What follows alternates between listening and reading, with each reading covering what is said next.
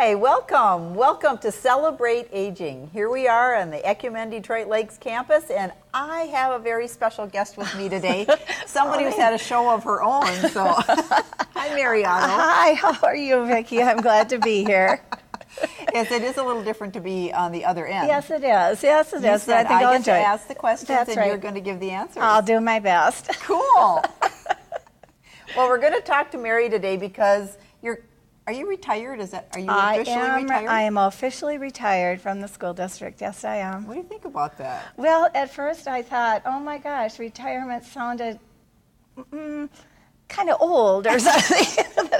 But actually, it's been a very good thing for me. Oh, and nice. I found some very interesting things to do as a result of my retirement. And so it's a good thing. It's a good thing. And that's what we want to talk about. Is one of these interesting things you found out to do. Okay. You have always been interested in people's stories. Yes, yes. I'm fascinated by that, you know, the stories that people tell, and they're willing to share their experiences and things. It's been great. And so, yes, I'd like to keep doing that.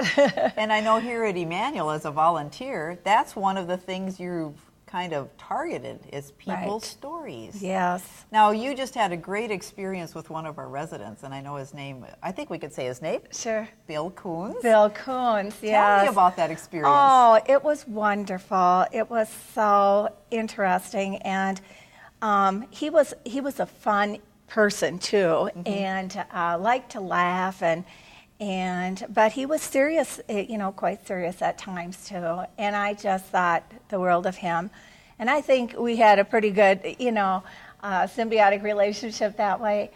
And so did you target him, or did a family call you and say, you know, we need to get some of Grandpa's stories down, or how did that work? Well, it wasn't so much the family, but it was some people who knew him. Okay. And there was a lot of information about him because he was one of the he was on the ship that carried the first atomic bomb.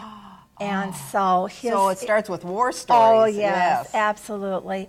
And he had pictures, and he had stories, and just unbelievable things that had happened during that time. And I learned a lot of history, you know, and not only his, but, you know, that particular time. And he was, it was just very interesting. So when you would go visit with him to hear these stories, did you video, or did you write them, or tape? How do you do that? How do you capture the story? It's pretty hard to write it when you're, you know, because it's sitting with the person. So most of the time it was taped. Okay. So we do have some. We have some of that about Bill. I have a folder full of things here about him as well, and. We superimpose some pictures and things like that on it, but it was great fun. So then you sit with people, you get their story, or you listen, and then when you go home, do you like type it up, or start putting it in a book, or a That's the plan. That's the plan. And everybody, as I mentioned, everybody has a story, and particularly people who have had long lives and interesting lives. So.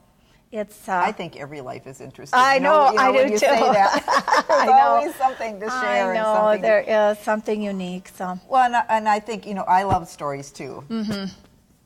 Always. And just like the way our parents lived. Yes. The way they bought groceries, and the way they farmed, and the way they traveled. Yes. And I remember the phone was 4 digits, the phone number, and party lines, and you start to just, how did people live differently than they live now? And that's a story in itself.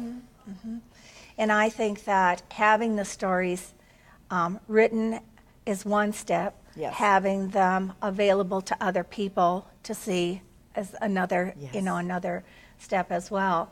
Because these people wouldn't maybe necessarily have an opportunity to actually tell their stories, but I could be a conduit or whatever for them to get them told. So are you open for people to call and ask you to do this? Or? Oh, absolutely, absolutely. Now, tell me a little bit about how would I get a hold of you? If I wanted to call Mary Otto or contact Mary Otto, how would I do that?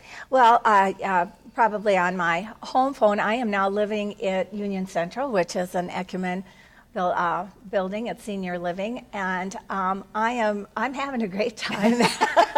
I'm having a great time. It's kind of like the baby there, but I so enjoy it, and I'm learning a lot just by living there and learning a lot from the stories that are right there. yes.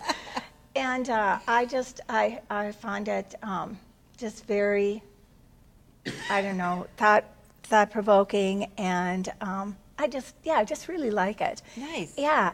And so it's not so much, I don't want this to be about me, but Right. I'm just saying, I think there's a reason I'm there. Yes. And I just, their stories are so good, just so great. So now, I know Mr. Coons passed away Yes, not all he that did. long ago. Now, what a gift to the family that you have created this story. Whether did you have it on a CD or a DVD or and able to give that to them? To his family. Wow, what a gift! What a beautiful gift.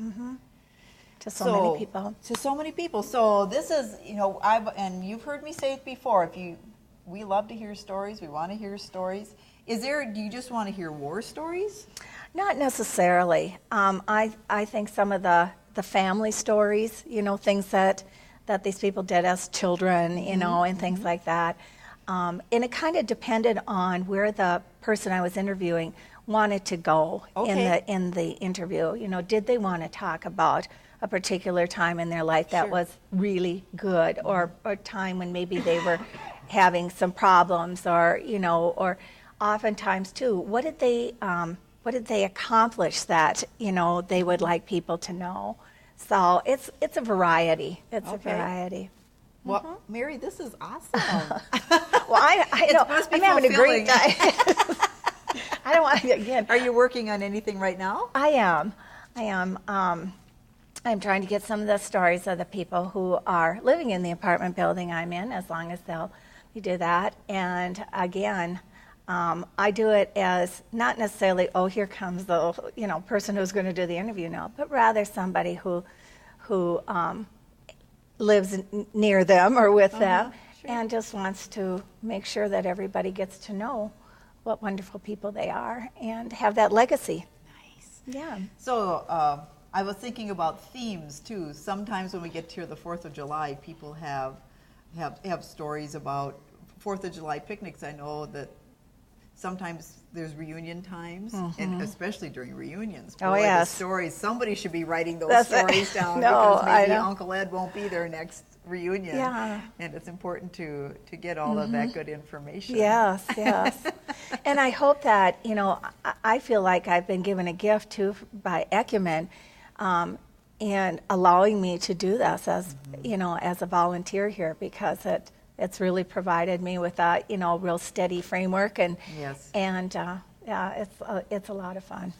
Stories are wonderful, and life stories are important. And so Mary Otto is here to say, let's get those stories down. Let's That's tell right. those stories. Let's share get- them. Let's record them. Absolutely. Everybody has a story. And you have a story, and we'd like to hear it too. So tell your story, write it down. We have Mary here, who is available as well. But stories are ways of celebrating, and we do celebrate. We celebrate aging. Absolutely. Here and in this community, and we want you to do the same. Have a good day.